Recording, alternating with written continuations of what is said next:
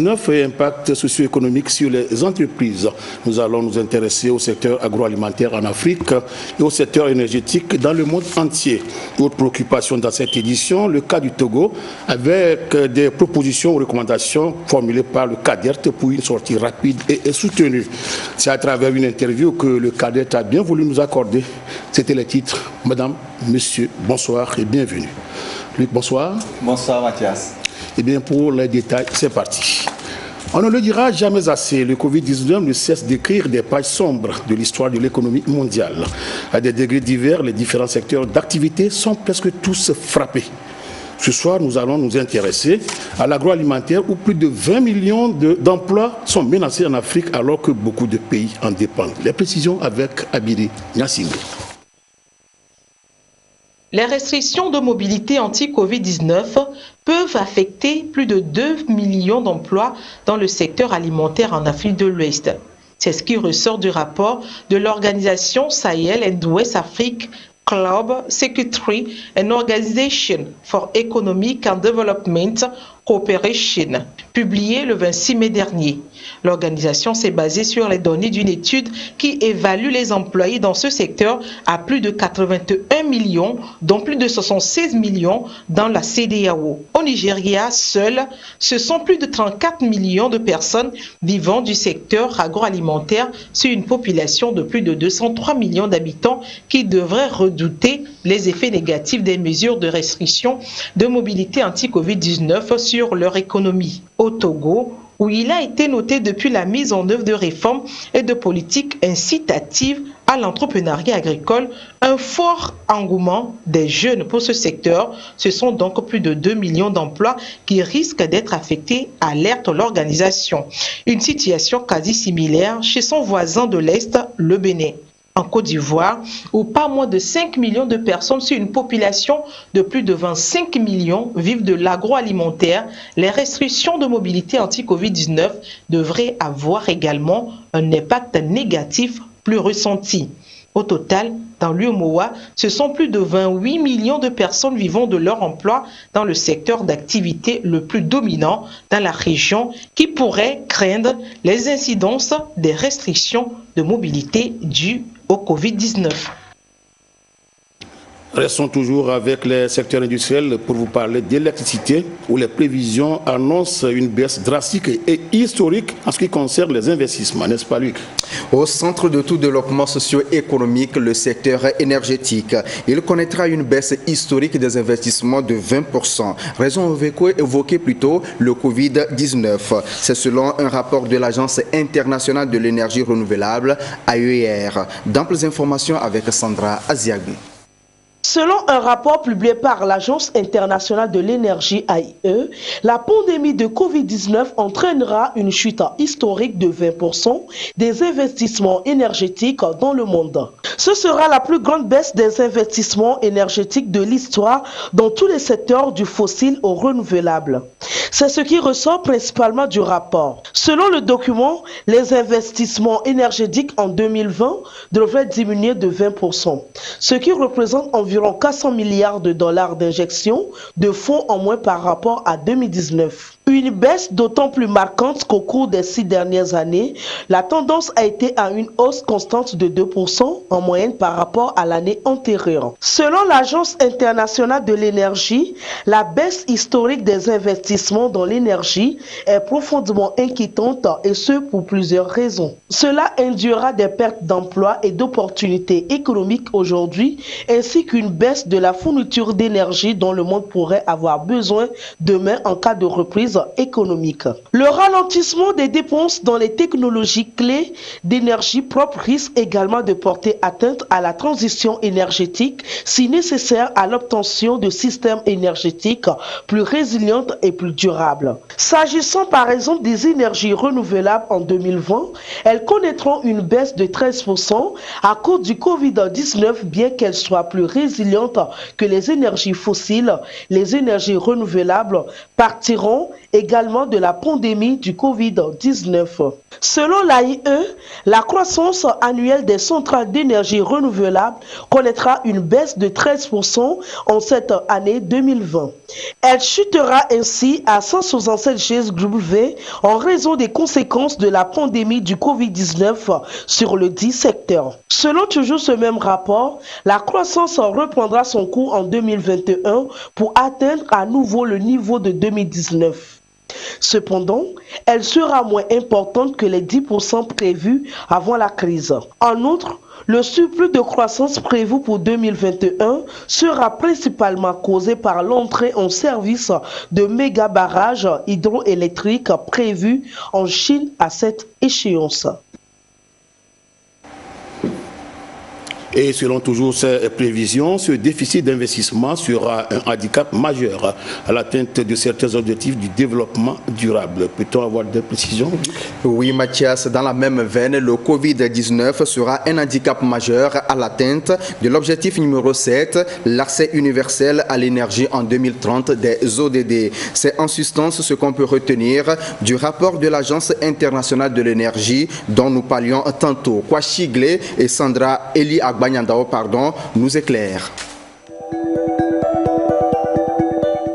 Selon une évaluation conjointe de l'objectif de développement durable numéro 7, menée par 4 institutions internationales, à savoir l'Agence internationale de l'énergie, l'Agence internationale de l'énergie renouvelable, la Banque mondiale et l'OMS, l'accès universel à l'énergie ne sera peut-être pas atteint d'ici 2030.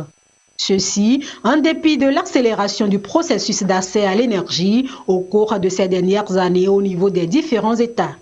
Et pour cause, la crise sanitaire due au coronavirus qui frappe le monde et qui a mis au ralenti les efforts menés pour le développement économique et énergétique mondial.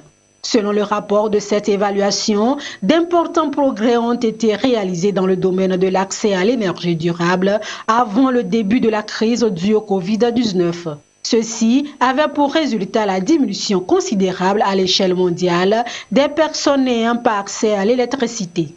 En effet, selon Fatih Birol, directeur exécutif de l'Agence internationale de l'énergie, pour construire des économies plus prospères et plus résilientes en Afrique, il faudrait redoubler d'efforts en apportant une énergie propre, abordable et fiable à tous. Quant à ce qui concerne l'accès aux énergies renouvelables en Afrique subsaharienne et en Asie, encore 3 milliards de personnes vivent en deçà du taux de croissance de l'électrification. Un taux qui devra passer de 1,7% par an à au moins 3% afin de réduire considérablement le nombre de personnes vivant encore dans le noir.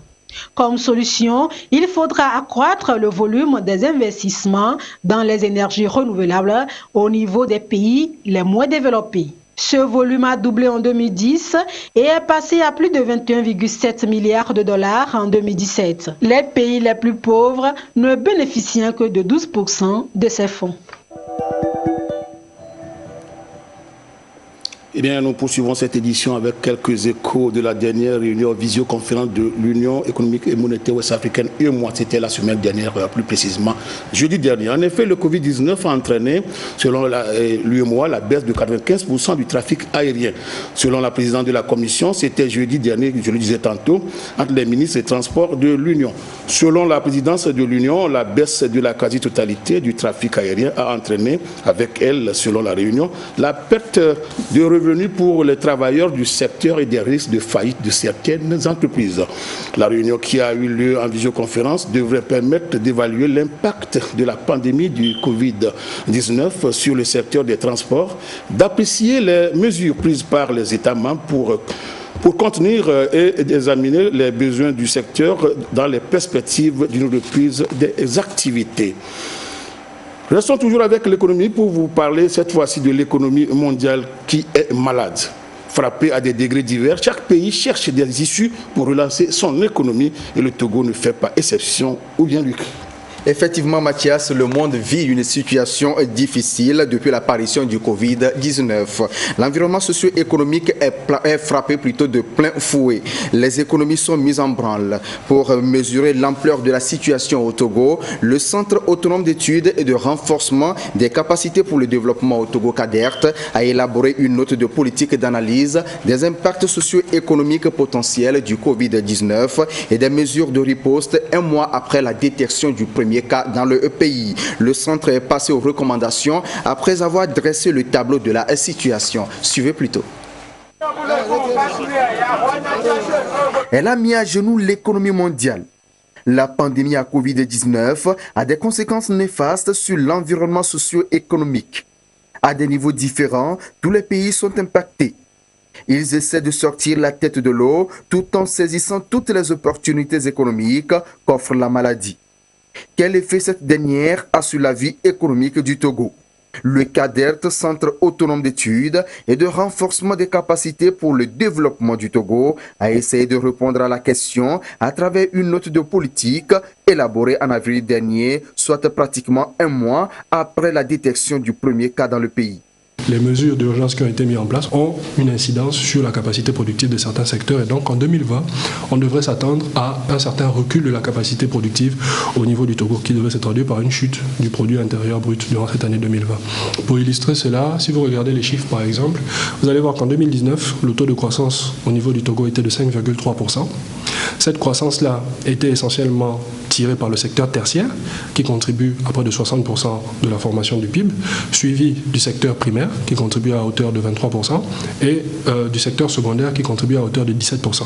Si vous prenez le secteur tertiaire, dans le secteur tertiaire, quelles sont les branches les plus dynamiques au sein de ce secteur-là? C'est essentiellement les branches commerce, transport, télécommunications. Donc vous voyez que les mesures d'urgence déjà ont un impact très très important sur ces branches-là. On devrait avoir un recul fort de l'activité productive dans ces branches-là. Donc un recul de l'activité productive dans le secteur tertiaire. Ensuite, quand vous prenez le secteur primaire, donc le secteur des industries extractives essentiellement, on va avoir un recul de l'activité productive mais qui n'est pas porté par les mêmes facteurs. Dans le secteur primaire, c'est essentiellement lié à la baisse de la demande de matières premières au niveau international. Alors, quels sont les impacts de ce recul de l'activité productive? Le premier impact, c'est sur les recettes fiscales. C'est-à-dire que si on a moins d'activité productive, naturellement, l'État a moins de capacité à mobiliser des ressources fiscales. Donc les recettes fiscales de l'État aussi devraient chuter en cette année 2020. Il faut noter toutefois que cette chute-là devrait être amplifiée par les mesures d'exonération qui ont été mises en place, notamment pour soutenir un ensemble d'entreprises durant cette période difficile. Le Covid-19, c'est un choc conjoncturel, mais qui implique une augmentation des dépenses. Et d'une part, vous avez une baisse de recettes. De l'autre côté, vous avez une augmentation des dépenses. Quand vous essayez de faire la balance, vous vous rendez compte que vous vous retrouvez dans une situation où les dépenses seront très probablement supérieures aux ressources disponibles. Du coup, on va être dans une situation de creusement du déficit budgétaire de l'État, probablement pour cette année 2020. Et ce déficit budgétaire-là, donc cet excès des dépenses-là par rapport aux recettes de l'État, il faut quand même qu'on finance ces dépenses-là. Donc on va essentiellement avoir recours à des emprunts auprès de nos partenaires multilatéraux, auprès de nos partenaires bilatéraux. Et ces emprunts-là va avoir pour conséquence notamment d'augmenter le ratio dette publique sur PIB. Beaucoup d'entreprises ont mis en place des mesures de chômage partiel à cause du recul de l'activité. Donc ça a un effet sur la baisse du revenu de ces individus-là. Qui dit baisse du revenu, dit baisse de la consommation. Au regard du tableau peint, le gouvernement n'est pas resté inactif. Il a mis en œuvre une série de mesures pour soutenir les PME-PMI et accompagner les ménages vulnérables, victimes des dispositifs de lutte contre la propagation du Covid-19. C'est par exemple les mesures de prise en charge des factures d'eau et d'électricité durant la période d'urgence pour les tranches sociales. C'est les mesures notamment de soutien fiscal qui ont été mises en place en direction des petites et moyennes entreprises. Un programme de transfert monétaire a été mis en place notamment pour soutenir les populations les plus défavorisées. Donc je parle ici du programme Novici. La note d'analyse des impacts socio-économiques potentiels du Covid-19 et des mesures de riposte du CADERT ne s'arrête pas là. Elle propose aussi des actions à mener pour soutenir l'économie nationale et favoriser le développement des secteurs porteurs tels que le secteur agricole, avec à la clé la promotion de la consommation locale. Il va falloir que l'État, dans un premier temps, puisse identifier un ensemble de secteurs porteurs, un ensemble de secteurs clés, parmi lesquels le secteur agricole, dans lequel il est possible que nous puissions concentrer les investissements nécessaires et dans lequel il est important d'encourager fortement les producteurs locaux. Alors, les encourager, c'est essentiellement leur faciliter l'accès au crédit pour qu'ils puissent procéder aux investissements nécessaires à travers, par exemple, la mise en place de systèmes de garantie d'accès au crédit, leur faciliter l'accès à la technologie qui va leur permettre d'avoir une productivité plus importante. C'est essentiellement leur permettre de développer des industries de certification qui vont permettre éventuellement une montée en gamme du point de vue de la qualité des produits que l'on va retrouver sur le marché. Et c'est la raison pour laquelle dans notre note, nous avons dit que chaque minute est une opportunité. Parce que là, vous avez la possibilité de développer une production locale à l'abri de la concurrence étrangère. Nous avons proposé qu'une partie du Fonds de solidarité et de relance économique soit consacrée justement à la promotion des chaînes de valeur, notamment dans les secteurs porteurs. Ça, c'était la première proposition. La deuxième proposition, c'est que nous pensons qu'en plus de la production locale, il faut favoriser la consommation locale. Alors, comment faire pour favoriser la consommation locale? Nous pensons que l'État est très très bien placé pour pouvoir utiliser des leviers tels que la commande publique pour pouvoir éventuellement stimuler l'activité économique auprès d'un ensemble de producteurs locaux. Ce qui aura pour conséquence éventuellement que ces derniers puissent créer de l'emploi, puissent investir et on pourra éventuellement couvrir les besoins du marché. Et les emprunts qui sont contractés dès maintenant doivent être contractés vraiment sous une approche de la soutenabilité de la dette qui consiste à dire oui, nous avons besoin de l'argent, mais cet argent-là, nous l'empruntons. Il faudrait que l'on puisse rembourser cet argent-là vraiment dans les conditions qui nous permettent aussi, de l'autre côté, de poursuivre nos objectifs de développement et notamment les objectifs du PND. Comme les autres pays du monde, le Togo n'est pas encore au bout de ses peines. La crise sanitaire persiste toujours et met les économies en récession. Les différentes initiatives prises par le gouvernement et l'appui des partenaires permettent de relever petit à petit la pente. Spécialisé dans la recherche, la formation, le dialogue, le développement et la gestion ainsi que la dissémination des connaissances, le CADERT publie une note de politique chaque année pour informer le public de la situation socio-économique du pays. Et par rapport aux emprunts pour le financement de l'action gouvernementale, retenez cette ultime opération du trimestre pour le Togo avec un objectif de 20 milliards de francs CFA. Jusqu'au 5 juin prochain, le pays tentera de mobiliser 20 milliards de francs CFA pour financer ses besoins de financement du budget gestion 2020. L'obligation nominale de 1 million de francs CFA est stipulée par une maturité de 12 mois. Bon, ce sont des bons assimilables du Trésor qui commenceront à prendre valeur le 8 juin 2020 et seront remboursables le premier jour ouvré suivant la date d'échéance fixée au 6 juin 2020. Luc, je reviens à vous pour m'intéresser aux devises pour cette journée du mardi. Alors, le cours des devises se décline comme suit pour ce mardi. Le dollar américain est à 585 francs CFA à l'achat et à 592 francs CFA à la vente. À 727 francs CFA à l'achat, la livre sterling s'établit à 734 francs CFA à la vente. Le franc suisse, 610 francs CFA à l'achat et 616 francs CFA à la vente. Le dollar canadien est à 426 francs CFA à l'achat et à 433 francs CFA à la vente. Quant au yen japonais, il est à 5,44 francs CFA à l'achat et à 5,50 francs CFA à la vente. L'euro toujours inchangé, 655 francs CFA à l'achat comme à la vente. C'est ce qu'on pouvait retenir comme cours des devises pour ce mardi, Mathias. Eh bien, pour les prix indicatifs, je veux parler des tendances sur les marchés de référence. Alors, nous allons faire un tour pour découvrir les prix des céréales et du gari sur les marchés de référence du Togo. Nous démarrons donc ce tour avec le prix du bol du maïs. Dans la région maritime, il est à 400 francs CFA, à 300 et 325 francs CFA dans les plateaux, à 350 et 375 francs CFA dans la centrale. Le prix du bol du maïs est à 375 francs CFA et à 400 francs CFA à Kara. Dans les savanes, 325 et 350 francs CFA. Moyenne nationale, 358 francs CFA. À présent, le prix du bol du sorgho. 800 francs CFA dans la région maritime. Dans les plateaux, 500 et 550 francs CFA. À 625 francs et 650 francs CFA dans la centrale, le bol du sorgho s'établit entre 600 et 750 francs CFA à Kara. Entre 500 et 600 francs CFA dans les savanes. Moyenne nationale, 609 francs CFA. Continuons avec le prix du bol du haricot. Dans la région maritime, il est à 1200 francs CFA, 1000 francs et 1100 francs dans les plateaux, 1100 francs et 1200 francs CFA dans la centrale. Akara entre 1200 et 1400 francs CFA, entre 1100 francs et 1250 francs CFA dans les savanes. Moyenne nationale, 1173 francs CFA. Maintenant, prenons connaissance du prix du bol du mil. 700 francs CFA dans la maritime, 850 et 900 francs CFA dans les plateaux.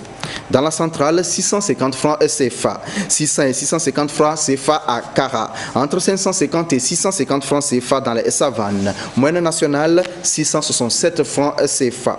Et enfin, le prix du bol du gari. Dans la maritime, il est à 1100 francs CFA, entre 500 et 600 francs CFA dans les plateaux, 500 et 550 francs CFA dans la centrale.